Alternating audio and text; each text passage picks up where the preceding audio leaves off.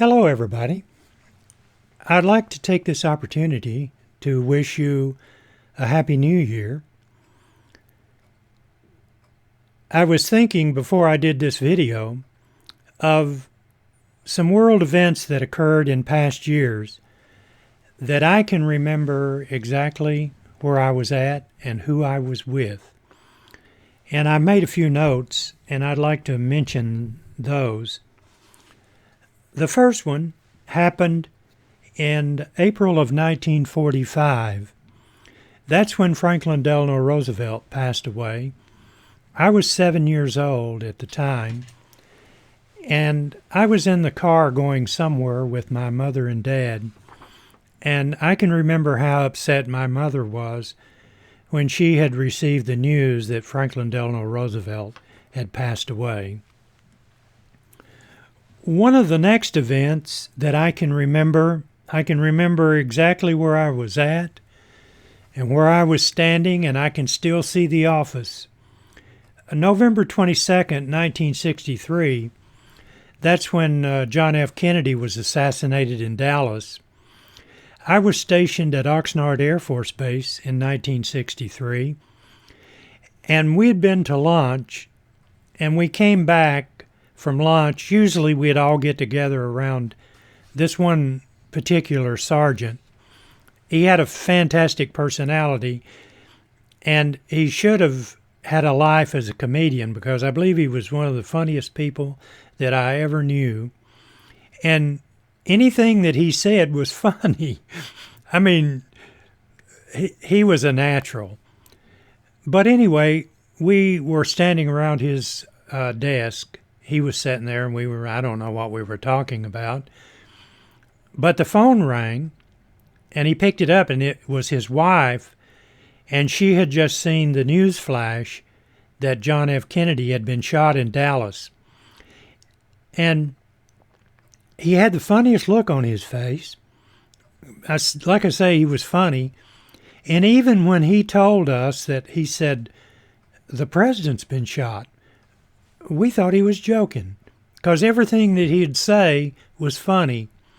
Of course, he said, "No, really. My wife just called and said that John F. Kennedy had been shot in Dallas." And that was at Oxnard Air Force Base. That was November 22nd, 1963. One of the next world events happened in January 1986. I was working in Oak Ridge, and a friend of mine, in fact, the guy who was responsible for me coming to work in Oak Ridge, we would always go out to lunch together, and most of the times we ate at the little deli there in the Kroger store in Oak Ridge. And when we walked in, they had some television sets on, and they were showing some of the video replay of the Challenger explosion. So when that happened in January 1986, I hope I've got these dates right, I was with my friend at Kroger.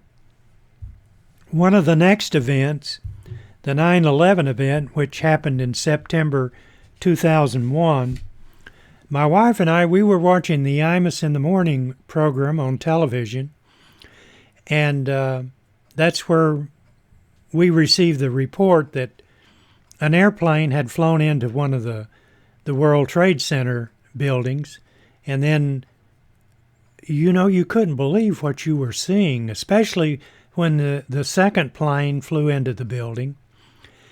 And Don Imus, we watched his program every morning. I think he was on the Fox Business channel back then. And, of course, Don Imus passed away this past week.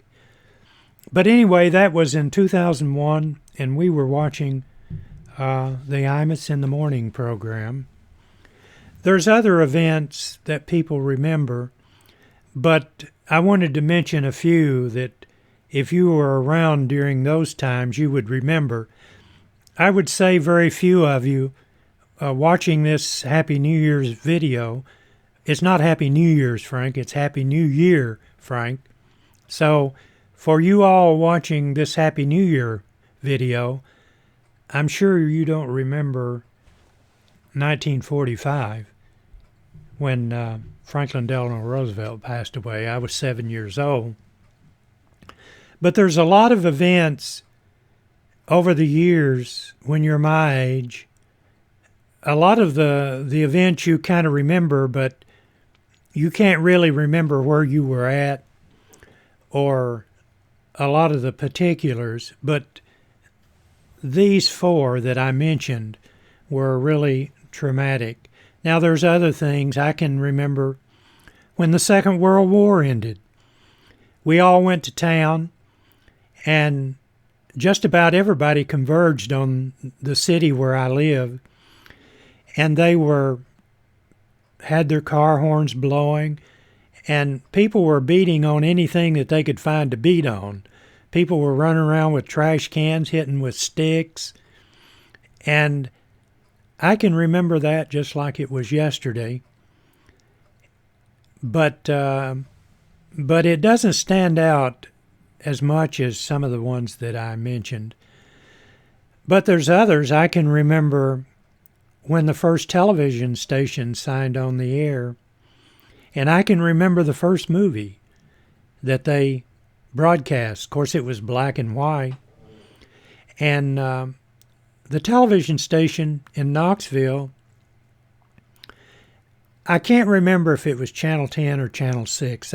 That part I can't remember. But they were to sign on like 6 p.m. And one of the furniture stores in town had a television tuned to the station, and they had a test pattern. I don't know if you remember the test pattern or not, but if you were around in the first early stages of television, of course, television had been around a few years, but it hadn't come to our neck of the woods. And they were supposed to sign on at 6 p.m., I think. I think Kaz Walker was going to be there and some other dignitaries. And it didn't come on until like 10 o'clock in the evening. And I can remember how spectacular that was to see, because before people would have an antenna and they would try to receive a signal from Cincinnati, and occasionally you would see a little image and people say, "Look, I see something." That's how primitive we were. But anyway, now I'm almost positive on this. The first movie that they broadcast was the Ernie Pyle story. And I remember that like it was yesterday. Well, Happy New Year. And if you will, subscribe to my Nothing But History and click that little bell. And if you follow the Civil War and other things, you'll be alerted when I upload a video. So we'll talk to you later. Thanks for watching my YouTube channel. Bye-bye, everybody.